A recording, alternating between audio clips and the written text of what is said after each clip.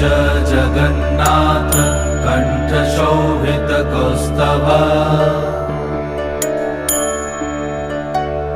पद्मनाभ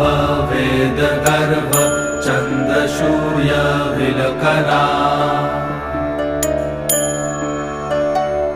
जगन्नाथ लोकनाथ नीलाद्रीश परहरि दीनबन्धुर्दया सिन्धु कृपालु जनरक्षका कम्बुपाणि चक्रपाणि पद्मनाभ नरोत्तम जगत्तं पालको व्यापी सर्वव्यापी सुरेश्वर